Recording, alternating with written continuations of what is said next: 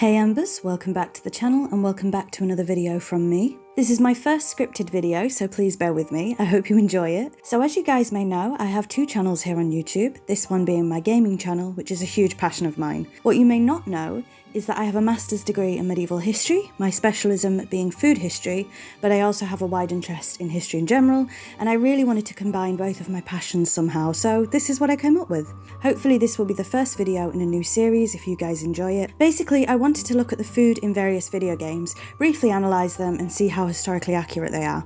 Obviously this depends on whether the video game is set in our real world somewhat. The first game I've chosen to do this with is The Forgotten City, which I recently platinumed on the PlayStation 5. I was going to do a playthrough of it here on the channel, but I really wanted to explore it for myself. So while we are looking at the intro footage for this game, I'll tell you a little bit about the game itself, and then we'll dive into the food. We'll briefly look at drinks as well. There will be minor spoilers as we go, but ultimately, I believe this game is best played as blind as possible, so I will not be spoiling any major plot details. The Forgotten City is an adventure role-playing game developed by Modern Storyteller. This game actually started off as a Skyrim mod, so I've mentioned many times here on the channel how much I love the Elder Scrolls franchise, so this is right up my street. The Forgotten City was released in 2021, and the basic plot is as follows. Our protagonist wakes up after being rescued by a mysterious woman who asks the player to look for someone named Al, who went to explore some nearby ruins. While looking for Al, the player is sent back in time to 65 CE, also known as AD, 65 AD, whichever you want, to a Roman city. The main threat is something called the Golden Rule, which we won't go into too much in this video. Regarding historical accuracy, according to the game developer, and I quote, "In terms of historical authenticity, we engaged two historical consultants, Dr. Philip, oh goodness me, I hope I say this right, Machizak, who has a doctorate in philosophy from Oxford and teaches at Cambridge and has written 17 books on the ancient world, and Dr. Sophie Hay, who has spent 20 years excavating the ruins of Pompeii. Dr. Machizak, again I hope I'm saying that right, helped us create a game world with historically authentic art, architecture, costumes and customs, and Dr. Hay helped out with a comprehensive review, ensuring our architecture and art was consistent with her observations of Pompeii, which was preserved in a very similar time period." End quote. This is so lovely to hear, and I wish more video games based on real-world history would do this. Suffice to say, I thoroughly enjoyed my multiple playthroughs of this game. You have to play multiple playthroughs to platinum it.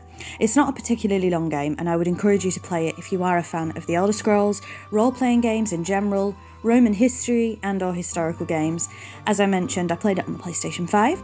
At time of recording, you can download this for free, I'm using air quotes there, if you have PlayStation Premium. Of course it's not free, but it is on other platforms as well. So with that out of the way, let's dive into the food of this game and how historically accurate it is to its setting, again being 65 CE during the Roman Empire. The Roman Empire isn't really my area of expertise, even though I do enjoy reading about it. I know much more about the Tudor period, for example. However, I had a lot of fun researching for this video, and I learned something new too, which is really exciting. I learned lots of new things. The Roman period is also vast, and I'd love to dive more into it and the many misconceptions we have, all sorts of things. However, this video would just be too long, so I have left a few links to related sources in the description box if you'd like to delve into Roman food specifically further. So let's get started. So the first food-related item I came across was pretty much at the start of the game, where the player finds themselves in the shrine of Proserpina, who is known as the Roman goddess of springtime, agriculture and the underworld, and who you may know from the famous statue. One of her symbols is a pomegranate, which is what we are going to talk about right now, as standing on her altar is a bowl of pomegranates used as an offering, and I believe that this is the only place in the game where pomegranates are present. So straight away we know the Romans knew about pomegranates as they are a symbol of one of their deities, but did everyone have access to them during this time period? Again, I won't be able to cover everything as this video would be hours long, but suffice to say, pomegranates were very symbolic to the ancient Romans, and while they were certainly enjoyed by the upper classes, they were actually accessible to all. They believed them to be a symbol of life, fertility and death. I'm not going to talk too much about the symbolism of a pomegranate and its relation to Proserpina. You will understand why I'm not doing that if you've played the game. If you haven't played the game, I'll just tell you that there is symbolism there and I don't want to dive too much into it. So in saying that, we may as well talk about the other fruits found in the game. When playing, I came across apples and pears, literal ones, although there were lots of stairs present as well. A lot of this footage comes from the only tavern in the game. However, I also found foodstuffs in the various dwellings and market stalls around the city. Fruit was commonly grown and harvested by the ancient Romans, and they had methods for preserving them for out-of-season eating.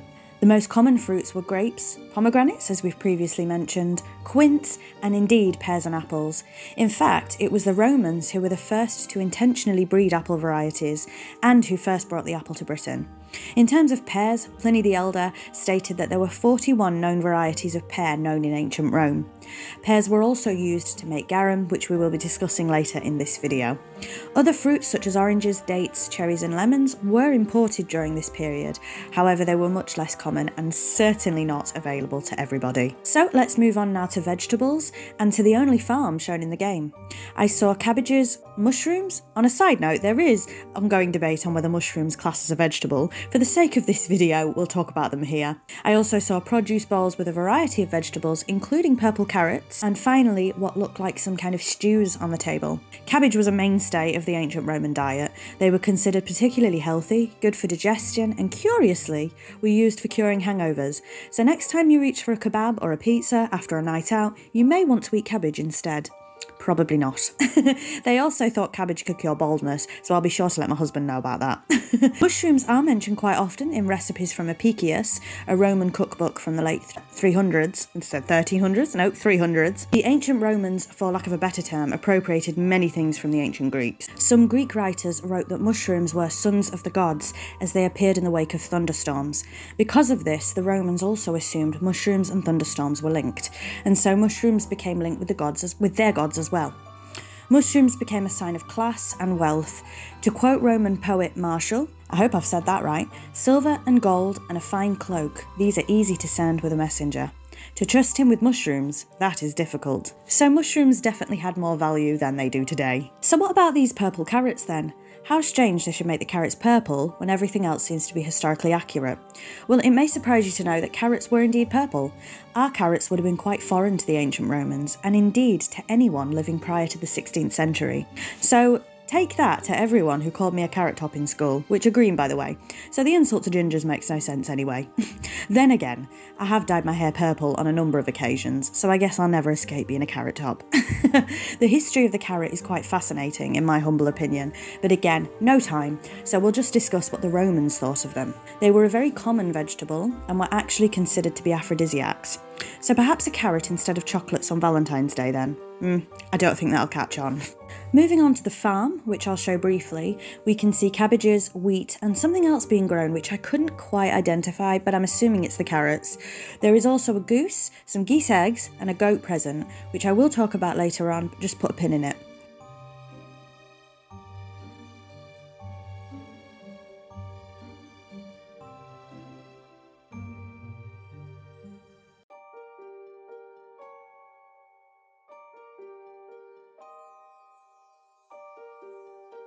Now let me take a break from food and discuss drinks. There's not much regarding drinks in this game. We see beer vats in the tavern and a few bottles of wine in old chests, suggesting wine is not common there. In fact, without going into spoilers, it's pretty much told to you that wine is in short supply. So did the ancient Romans only drink beer then? There is also fresh water in this game, but no indication it is being used to drink. In what may be the first historical inaccuracy in this game so far, most ancient Romans drank wine, or vinum as they would have known it. Soldiers and slaves drank posca, which was a diluted vinegar beverage. And although beer was indeed invented at the time, ancient Romans typically refused to drink it as they considered it barbaric. They definitely foresaw the future of pub culture in Britain then. In the game's defence, based on the premise and what you find out, I'm not going to talk too much about it, them drinking beer could be an amalgamation of different cultures over time, or it could be an oversight, one may never know. Speaking of posca, which sounds awful to me, although admittedly I've never tried it, let's now talk about one of the most famous foodstuffs when it comes to the Romans, and something that sounds equally as abhorrent to me. garum. Garum and bread, which we'll talk about later, are by far the most common foodstuffs found in this game. In fact, one of the characters in the Forgotten City, Horatius, evidently loves garum so much as you can find many bottles of it in his room. There is no distinction as to where garum is found. You can find it in people's dwellings, both upper and lower class, the tavern and even the palace. This representation is accurate as all classes had access to garum. So what is it? Simply put, it is a sauce made from fish guts and small fish which had been salted and left in the sun. Of course, it's not just that. There was lots of things used in garum. We previously mentioned pears, herbs, there's lots of things. So I could talk to you about garum, or I could be lazy and direct you to a video I absolutely love by Tasting History. He explains it far better than I can, and you get to watch someone tasting it as well. I will leave a link to his episode with garum in the description box. I don't know if he's done more than one, so I'll just link one of them, but he may have talked about garum in other episodes. Probably has. We're nearly there, I promise. Next up, let's talk about bread. As mentioned before, there is a lot of bread in this game, and there's even a bakery. We'll look through the bakery in this video, but I won't be talking too much about the baker, as there is a quest involving her. Although women were the primary bakers in the home, most professional bakers were male. Due to what's going on in this game, however, gender roles aren't really a major concern. I believe the design of the bread in this game is based on panis quadratus, which was a round sourdough bread segmented into 8 pieces with a hole in the centre. Often they had an identifying stamp imprinted on the crust, and each bread had a cord tied around it. It looks lovely and I really want to try it. Without giving too many spoilers, bread is found in a few places alongside a stone disc with a Christian symbol on it. There are a few Christians in this game who keep their faith secret for their safety. If you are going to play this game, I will let you discover them for yourself. Bread is a powerful symbol in Christianity and often represents the body of Christ, so I appreciate this attention to detail in the game. We previously saw the wheat for the bread being grown on the farm as well. So what's a great accompaniment to bread? I'm quite plain, I do like a good bread and butter. But cheese, of course. I do love cheese as well. I'm a cheddar girl, really. From what I could see, there is only one example of cheese in the entire game, shown in the long unused palace kitchen, which leads me to believe either A, I've missed some, or B, perhaps the current inhabitants are unable to make cheese, although there is a goat present in the city. The Romans were cheese-making pioneers, and they produced both soft and hard cheeses. Foreign cheeses were reserved for the elite. Might make sense why there's only one example in the palace, but there were cheeses for civilians as well. Penultimately, we'll talk about herbs. I'm not going to go too in depth with herbs, but I wanted to point out that there are 2 herb racks in the game, both associated with the current healer in the city. There is also one mortar and pestle in the healing temple. You can also find various hanging herbs and garlic. Some examples of herbs ancient Romans used: garlic, hyssop, bay and rosemary, among many others.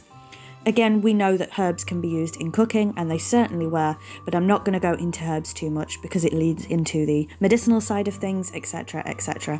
Of course, there is a huge crossover between medicinal properties and things that were used as medicine and food. Always has been. But I'm not going to discuss it here. Finally, let's talk about fish and meat. You may have noticed there's no meat in the game at all, unless you count the goose and the goat on the farm, who I believe are more for produce, such as the geese eggs, rather than for eating. Interestingly, I don't know if it is intentional or not, we only see 1 goose and 1 goat in the entire game. I don't know if you actually see fish in the pond area near the farm. I didn't check that. There is no evidence to suggest meat, apart from fish, is consumed at all in the Forgotten City. While some meat was definitely eaten in ancient Rome, meat was considered a luxury. Pork was the most common, and beef was very uncommon, actually. So I feel like we've done a bit of a turn in our modern society with that. So what about fish? Well, we've already spoken about garum. By contrast to other meat, fish was a staple, a huge staple of the ancient Roman diet. Again, we spoke about garum, and fishing was very important for the economy. Now, this is a huge subject, fish in ancient Rome, probably one of the biggest on my whole list. So again, I'm not going to talk about it too much, but suffice to say, a lot of fish being around in the game, The Forgotten City, is very accurate. So overall, this game did an incredible job at historical accuracy with the food and drink they chose to have in the game. I can't speak for the historical accuracy of the rest of the game, however, based on the fact the developer consulted 2 expert historians, I can imagine it's fairly accurate, considering the, of course, fantastical elements that are present in this game. There are some things that are not going to be accurate. As I'm writing this script, I have no idea how long the video is going to be, but the script is 7 pages long, so thank you for sticking with me. I really hope you enjoyed this style of video, and hopefully you learnt something new. I know I did, and I absolutely love this topic. I would love to go more in depth, and I would love to cover more video games, so you'll have to let me know if that's something you want. I may branch out into other historical areas, clothing, architecture, art, etc, etc, but for now I'm just going to be sticking with food. So I really hope that you enjoyed it, like I say. Until next time, bye Embers.